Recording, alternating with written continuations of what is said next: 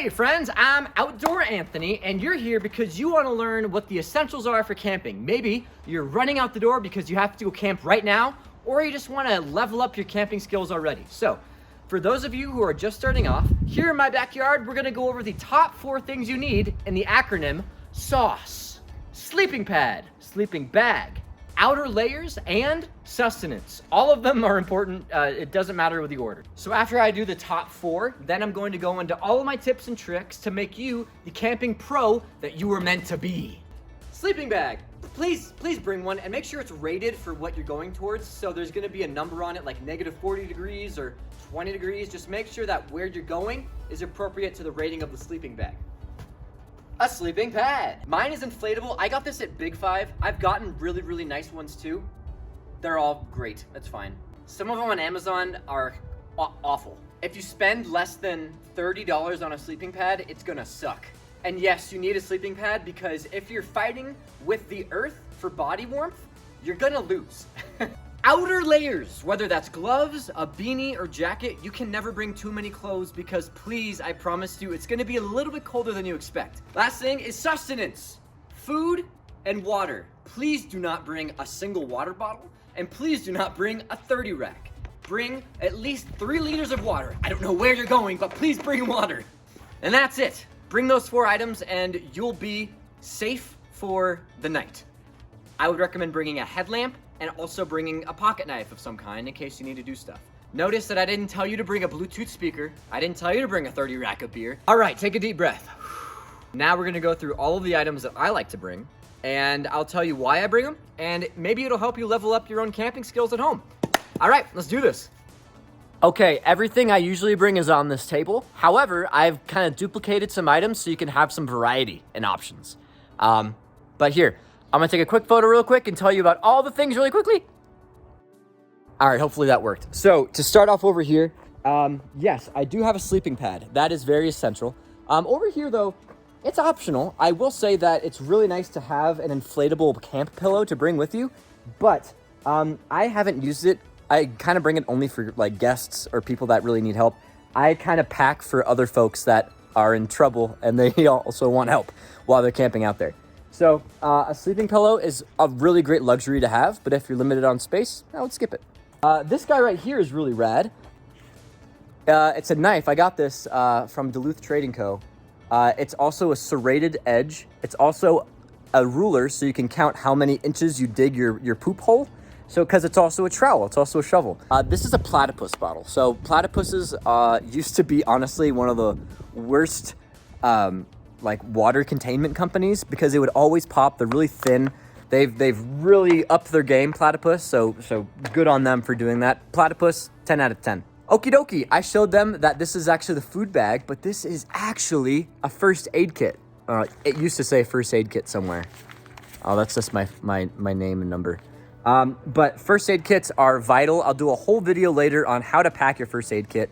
But what you need to bring in your first aid kit is athletic tape. This is a very tiny roll because I've been using it, but pack as much athletic tape as you can, like 2 or 3 rolls, and that'll take care of a lot of the bandages, and it'll keep things from getting infected. Also make sure you have like an antibiotic ointment, and then just regular bandages. Put some tampons in there as well. You never know what's gonna happen. I actually like to bring my toiletries, but I put them in my first aid kit because that's all sanitary stuff that I want to keep separate from the rest of the group. All of these right here are stuff sacks. You can get these at Walmart. There's a bunch of different assorted colored bags that are different sizes. That's what I use for basically everything. If there's something loose in my bag, I know I haven't packed right and I need to put it in a stuff sack. Oh, Lakia, what is this? So this is my Duncan yo-yo. I've brought this around the north rim of the Grand Canyon. I have brought this just so many places. But essentially, this is for your hands. My hands sometimes swell up when I'm hiking. I was just in Borneo, and as I was hiking, my fingers were getting so swollen from like the humidity. I wasn't used to it.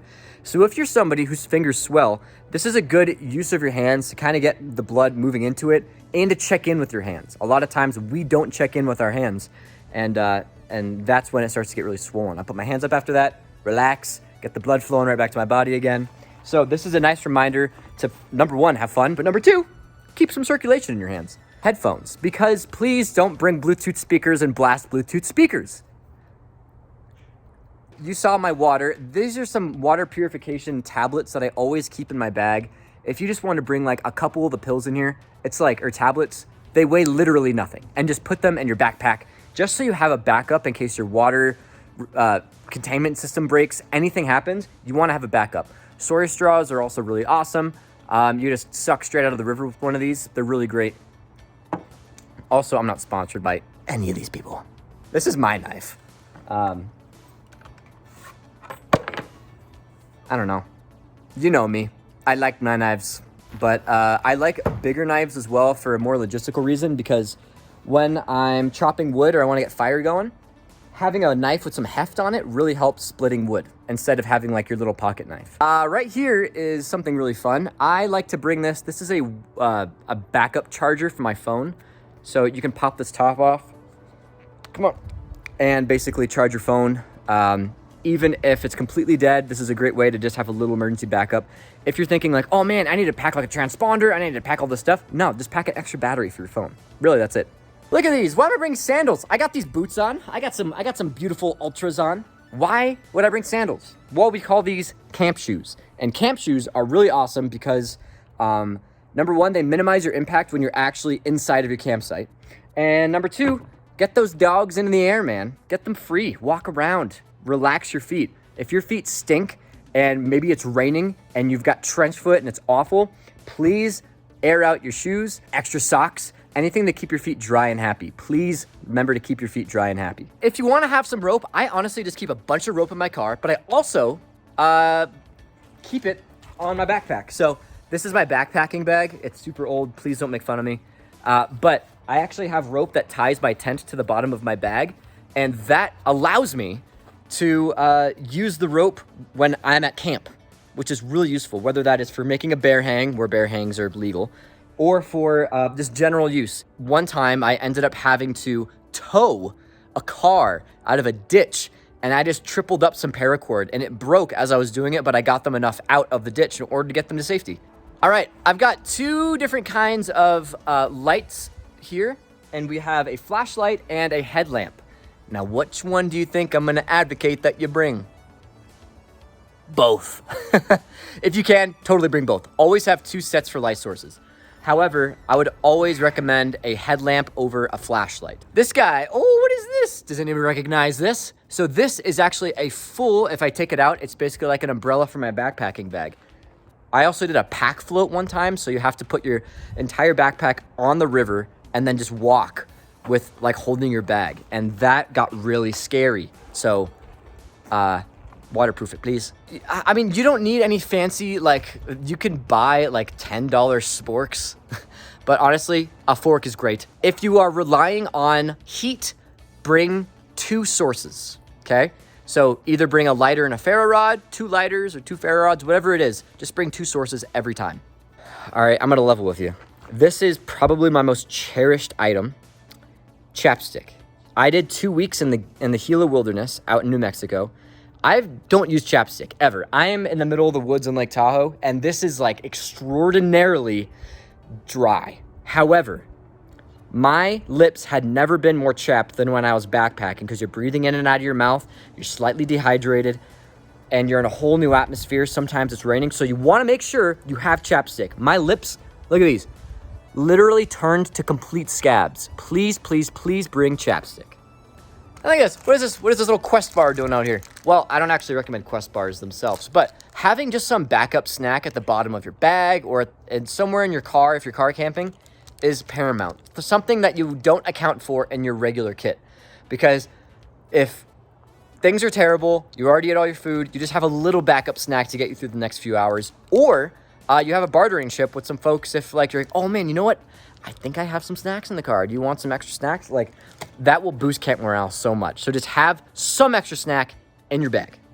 Last but not least, actually maybe a little least, is the tent. This is a 2-person tent. I call it my Caterpillar because it's a really long tent. It's honestly very cramped for 2 people, and I'm a tiny man. But yeah, set up a tent. I personally don't bring a tent every time. I like to cowboy camp is what they call it. You just sleep out under the stars, and that's fun. It's great. But if you're in mountain lion country, don't bring a hammock and don't sleep under the stars because of the fact that mountain lions will think you're a burrito, but they won't really approach tents that much. So that is my entire setup, guys. I kind of have combined backpacking with camping just because I've become really minimalist in my camping style. But as you can see here, this is everything I bring. So what are the items that I miss? Put them in the comments. Put in your favorite little hacks about what you like to eat or what you like to have your food on. I personally sometimes just bring a Frisbee to have a plate. You don't need insanely expensive purchasing habits in order to camp. It can be super easy, super simple. You can get everything at Walmart. All right, if you have any questions, let me know. I'm Outdoor Anthony, and as per usual, go outside and have an adventure. If you have any questions, leave them in the comments. Bye. Bonus item is a pair of shorts. Really lightweight, just like water wicking shorts that you can go and swim in because if you're like me, sometimes you just see a water source and you jump into it. But if you only have one pair of pants or one pair of shorts, you don't want to hike in wet pants all day or be in wet pants all day. So having just a little extra pair of shorts, these weigh literally nothing. I promise you're going to be okay if you pack these. Yeah, swim shorts.